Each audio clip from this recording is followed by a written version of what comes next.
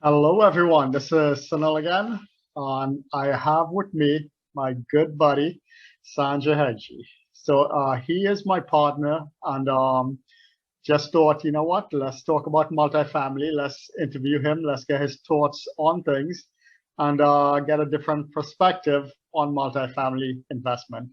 Sanjay, thank you so much for joining me today. Thank you, Sunil, for having me on the podcast that you are working on. That's great. Thank It's a you. pleasure. So let's jump right into it. So Sanjay, tell me some of the questions or some of your experiences as far as raising capital on some of the projects that you've been involved in. Yeah, it's always fun, right, Sunil? Like raising capital. They always say that if you have a great project, money will come. And I think we yeah, both know. and we both know that, and we have experienced that that is not the case. It is a challenge. It is a lot of work that goes into it. And yes, I think every part of multifamily is a challenge because it is not one of those get rich quick schemes. It takes a lot of time. The ones who really make the money are investors, because every single thing about this particular about this business is more about our investors, and we care about them. So do they get to 2x their money? In some cases, I have to say I'm strictly SEC compliant, so I'm not trying to mislead anybody that that is what is going to be, but that is what our goals are in most of our projects. So, obviously every project is different. So, but overall, in a nutshell, what I want to say is that our goal is to make our investors money. And yes, it does come with its own challenges, because investing somebody's hard-earned money into your project, it takes a lot of trust building, and trust is something that is earned and it comes with time. So that is definitely something that you can, it's a challenge because you only have X number of limited number of friends and families who have X number of resources when it comes to their investments. Very soon, they end up putting in their money, and now you got to go look for more investors, and that is where the challenge kicks in. So the first couple of deals, it's okay, but then you start feeling the pressure of where is that capital going to come from? There's always that pressure when it comes to money. Exactly. So tell me, how do you guys source deals? Where are some of your deals coming from? Well, it's called, what we end up doing is we don't like to solicit with anybody, because, but in the background, you're always trying to, farm for more investors. So, you do that by creating awareness. First of all, you create an awareness about your company yourself, right? So there is a company called Blue Ring Investor that exists. You can do that by coming in on podcasts, by talking to different. There are different podcasts out there that you talk to. People will be listening to them. So now you're creating an awareness about your company. You also talk about what are the opportunities that you bring to your investors, and also you do lead magnets on your website.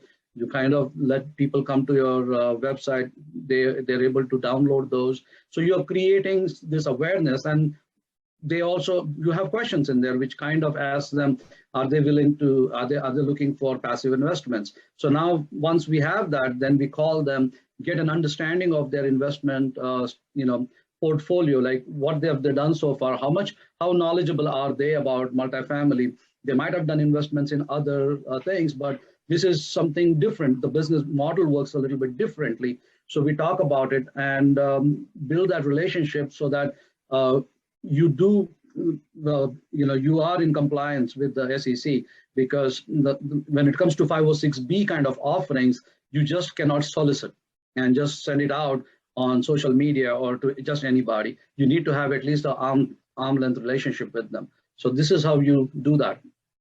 Okay. Now, I know the answer to this question because I personally know you. Travel. Tell me, how often do you travel? Well, so it's all that, right? Networking is the key to this particular business. And there are so many trade shows that happen or expos that happen. So yeah, travel it's a major part of it. You're all out there always trying to go to some networking event that you got to go. Now, for example, we are going to Dubai, and in November. There is a Middle East Investors Expo going on over there. So we're going for that. Then obviously we have this UP event that's coming up in, Ultimate Partnership event coming up in October. We're going for that. Obviously you have your local, real estate events that happens around you. You go for those. And then you have these bigger events that happen. So it's one thing or the other. What you're doing is just networking at all the time. Either you're networking with brokers, or networking with people just like us, so that you can understand what's going on in the industry. Just like last week, I was in Chicago for the GOB conference where I had my booth over there. So yeah, it's a constant travel. Yep, and I know, like you said, in November, you and I will actually be in Dubai, which I'm definitely looking forward to. So an event where we will meet a lot of investors and just grow the company. Absolutely. Now, let's talk about, you found a deal. Obviously, there's a lot of work behind it. You found the deal, you're under contract, you close on the deal. Now what? What's the next step? That's where the fun starts, actually. That's where it is, because the first part of it has been taken care of. Your investors have faith in you, they have invested the money. Now they want to make sure that you execute that business plan as you had said. But it is easier said than done at times, because once you get the property in your hands, even though you would have done all your due diligences on it, there are some surprises that these properties will throw at you. And this is where a good operator, with an experienced operator, comes into play, who knows how to manage this kind of situations. Like, you might get into a situation where some laws would have changed within the city, and they would have asked you to, before you touch anything, you got to do these tests for it, which probably would have not been the case when you had probably purchased the property. And now you've opened up something, and you see, wow, this needs some, like, for example, it could be asbestos, or it could be something else. You would have, when you had done your due diligence, the pipes for the, it would have, you would have scoped it out, but it still would have not been all the way through sometimes. So you see certain places which will fall apart, and now you'll have to work together to figure out how you're going to fix the problem. You just cannot avoid the problem. You got to fix the problem, and at the same time keep the property profitable. That at times you'll have to make some hard decisions as to, like, hey, is the crew that I have right now, whether it is the property management or the contractor, are the crew the right crew for you at this given point of time, given the situation that is? And where do we find the next crew, and the right kind of crew? So you got to put it all together, because at the end of the day, whether it is a property management company or your general contractor, we are all working as a family. It's a teamwork, it's a team effort. And but you got to do what is right for the business, and you got to do what is right for the investors. And that is exactly what we end up doing. It's like, but sometimes what happens is things don't happen within the same time frame that you had set before, or the milestones that you had set. So that becomes a little bit of a challenge when it comes down to that. But yes, is it fun? Absolutely, because that's what we love doing, right? We love to solve problems, and that's at the same time make money. So what happens now? You close on a property and you open Pandora's box. What do you do with your investors? How do you communicate? Investors, my friends, we got a problem. What do you tell them? I think every investor out there understands, because they're all humans, and transparency is the key. That's what I believe in. That's what my partners believe in. We believe that if you tell them the truth, if you tell them honestly, this is what the situation is going on, and we have it under control. We have the right kind of people in mind. We're bringing them in. We're going to fix this thing, and we're going to move forward.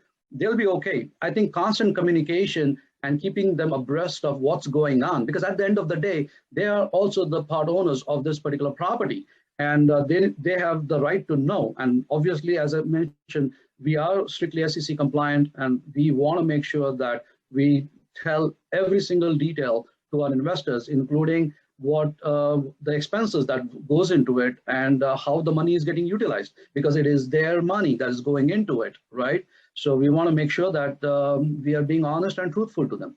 So yeah, we when we first buy the property, we get on a monthly call with our investors.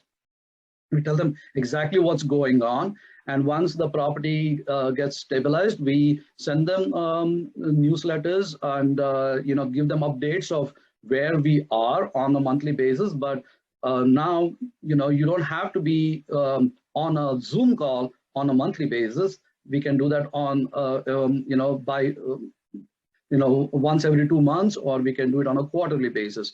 But do we keep them completely abreast of what's going on with the numbers when it is running smooth? Absolutely, we do. But at the same time, say for example, during the course, we see that, hey, something is not working out, we get back on the Zoom calls on a monthly basis until that thing is resolved. Yep, and I agree with you. I think transparency is definitely the key when you have investors involved, because at the end of the day, if they determine that they're being lied to, that's probably the last time you'll do business with them. Absolutely. Yep. The key to this business is for the investor to come back to you at the end of the deal and say, hey, where's my next deal? Where am I putting my money next? Absolutely. And you just actually answered one of my other questions. How often do you communicate with your investors? And you had mentioned monthly. Now, things obviously go right, things go wrong. What length of time do you typically hold a property before you sell it? And what's the average size of a property that you typically look for? Well, yeah, so we normally try to, it's usually 3 to 5 years or 5 to 7 years is what we keep. We really don't keep it for a longer time, because a lot of the investors I've also noticed are not very comfortable keeping their money in for a very long time. I think 3 to 5 years is a much reasonable thing for them. But at the end of the day, we got to do what is right for our investors. Depending on the market conditions, that is the key, right? What is our goal at all the times is to 2x their money, or try to get them what we had promised. And if we feel that the market is right, and it is that particular whatever we had promised them is achievable, and if it is achievable within the 3rd year itself, instead of, we are not going to wait until the 5th year. We're going to take care of it immediately. Everybody goes home happy, and also gives them an opportunity to invest in another property much sooner and make more money. So that's pretty much what it is. But yes, it is all market dependent, and how it falls with the business plan we had in place with our returns. Okay, that's awesome. So what markets do you look into? Where are you? Well, so from a market perspective, I always look for all the red states. Nothing against anybody else. It's nothing political or anything like that. But most of the red states are more landlord friendly. So that's why I prefer to go in those markets. We obviously, when we go into those markets, we look for if it is in an emerging market, or is it in the path of progress. And also we try to go for B and C class properties, because they have better returns when compared to the A class properties. And but obviously it comes with its own risks. But higher the risk, higher the rewards. But at the same time, we don't go for complete flips. We go with some value adds in that. So our goal is not to just take something that is completely run down and then make improvements. We like to find properties that are already having cash flow, and but has the potential to earn more if we make some improvements to it. Do you tend to see a lot of investors in this playground, in the sandbox with you? Absolutely. They're definitely there. And but you see more of them in much bigger properties, because everybody right now likes to go after like 150, 200, 300 unit properties. That is because it takes the same amount of time to close on a smaller deal as much as it is for a much bigger one, bigger property, because the process is the same, nothing changes. But the thing is, I see a lot of competition in much bigger properties, especially because there are a lot of these guys who are institutional lenders who want to park their money somewhere while while the market cools off, right? The stock market, because they need to keep their money somewhere. They got to keep paying their investors, and real estate definitely is a good place to park their money. So they don't care so much about because their returns are not as great as ours would be, but they have that money power that they can go after and negotiate a better price because they have the money, and they can put the money in immediately, compared to us who have to go and raise the capital for every syndication that we do. So with that being said, I prefer to be within that 30 plus units to 110 unit kind of a range. That doesn't mean that if I get an opportunity where I can actually bid on a much bigger property and be able to close on it, will I not take it? No, absolutely, I will take that as well. It's just that it should make more sense, and the returns needs to be meaningful for my investors and me. Okay, awesome. Now, Sanjay, if someone wants to get hold of you, how could they get hold of you as well? Well, absolutely. I have my presence online, so you can always go to www.bluringinvestors.com. You can also find me on Facebook, Instagram, Twitter, as well as YouTube. I would definitely encourage those who are just getting started to check out my YouTube page. It has got a lot of educational videos on it. Also on my website, you can see some, the book that I had written just for passive investments. It's a very good book for those who are just getting started in this particular space. And yeah, you can also find me on LinkedIn. There you go.